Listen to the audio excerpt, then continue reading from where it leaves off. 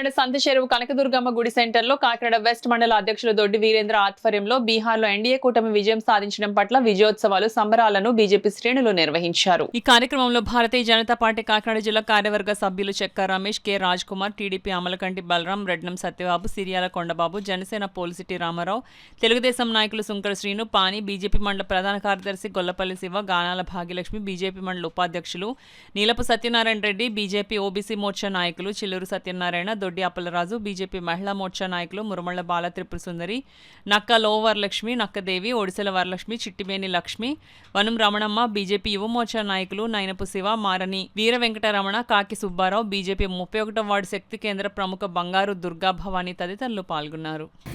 బీహార్లో 202 సీట్లు అత్యధిక మెజార్టీతో గెలుచుకోవడం అన్నది చాలా విశేషమైనది.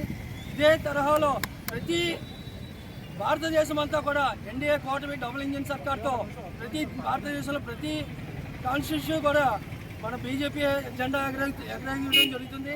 అలాగే మన ప్రధాని నరేంద్ర మోడీ గారు ఇచ్చిన పథకాలు చాలామందికి చాలా అద్భుతంగా వాళ్ళకి ప్రజల్లోకి వెళ్ళడం జరిగింది. మహిళలకి అక్కడ ఉన్న మహిళలు, ముస్లిం మహిళలు అందరూ కూడా మన ఎన్డీఏ కూటమికి ఓట్లు వేయడం జరిగింది. ఎందుకంటే త్రిపుల్ తలాక్ వచ్చిన తర్వాత మహిళలందరూ కూడా చాలా ఆత్మగౌరవం వాళ్ళకి ఏర్పడడంతో ప్రధాని నరేంద్ర మోడీ గారికి ఎన్డీఏ కూటమికి అక్కడ ఓట్లు వేయడం జరిగింది. అలాగే ఇప్పుడు 33% అయితే ఉందో మహిళలకి ఇవ్వాలని చెప్పి ప్రధాని నరేంద్ర మోడీ గారు రావడంతో అక్కడ ఉన్న ప్రజలు కూడా మహిళలందరూ కూడా 100% అక్కడ ఎన్డీఏ కూటమికి వేయడం జరిగింది.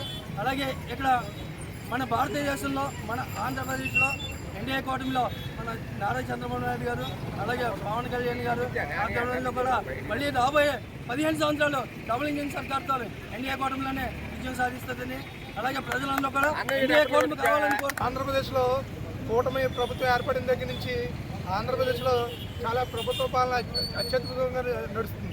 కానీ ఇక్కడ ఉన్న దుష్టశక్తులైన ప్రతిపక్షాలు కూటమిని ఎలాగైనా కోటలు బద్దలు కొడతామని రకరకాల ప్రగల్భాలు పలుకుతూ వాళ్ళ ప్రభుత్వ వైఫల్యాలని, అప్పటి ప్రభుత్వ వైఫల్యాన్ని కప్పిపుచ్చుకోవడానికి కూటమిని అనేక దుష్ప్రచారాలు చేస్తున్నారు కూటమి మీద. కానీ ఈరోజు బీహార్లో ఉన్న ఆ సంఖ్య చూస్తుందంటే ఏంటంటే అక్కడ సంఖ్య చూస్తుందండి, ఇక్కడ వాళ్ళకి కిందన బద్దలవుతుంది. కూటమి గోళ్ళు కాదు, ఇక్కడ ప్రతిపక్షాల కిందన బద్దలవుతుంది. ఏంటంటే ఈరోజు ప్రధాని నరేంద్ర మోడీ గారిని, ఒక విజనరీ ఉన్న చంద్రబాబు నాయుడు గారిని, ఒక యువ నాయకుడైన పవన్ కళ్యాణ్ గారిని, ఇలాంటి వాళ్ళందరూ ఆంధ్రప్రదేశ్ని నడిపిస్తుంటే మహిళలందరూ కూడా చాలా చాలా అద్భుతంగా మెచ్చుకుంటున్నారు. ఒక తల్లికి వందనం కానీ, అలాగే ప్రభుత్వ పాఠశాలలు సూపర్ 6 కార్యక్రమాలు కానీ, ఇలాగ అనేక కార్యక్రమాలు ఆంధ్రప్రదేశ్లో చాలా అద్భుతంగా చేస్తున్నారు. ఇవన్నీ మనం ఆంధ్రప్రదేశ్లో కూటమి ప్రభుత్వం వల్ల సాధ్యం అవుతుంది. అలాగే రేపు ఈరోజే కాదు, భవిష్యత్తులో కూడా ఈ ఆంధ్రప్రదేశ్లో కూటమి ఇంకా అత్యద్భుతంగా పరిపాలనే కాదు, మళ్ళీ వచ్చే ప్రభుత్వం కూడా కూటమి ప్రభుత్వం అని ఈ సంవత్సరం అన్ని దేశాలు కూడా ఇండియా పక్కకి ఎందుకు చూస్తున్నాయంటే నరేంద్ర మోడీ గారు, ఆయన విజన నాయకుడు నరేంద్ర మోడీ గారు మన దేశాన్ని ఔన్నత స్థాయి పెంచాలంటే మోడీ గారు తీసుకున్న నిర్ణయాల దీనికి కారణం. ఈరోజు బీహార్లో జరిగిన ఎన్నికల ఒక ఉదాహరణ.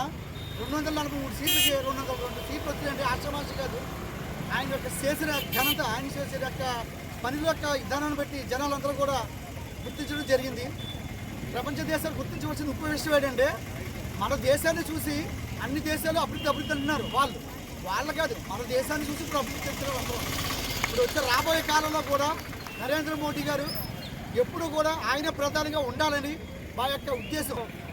యొక్క ఔన్నత్యానికి నిదర్శనం. ఈరోజు ప్రజలందరూ కూడా చాలా చక్కగా ఆలోచించి ఓటేస్తున్నారు.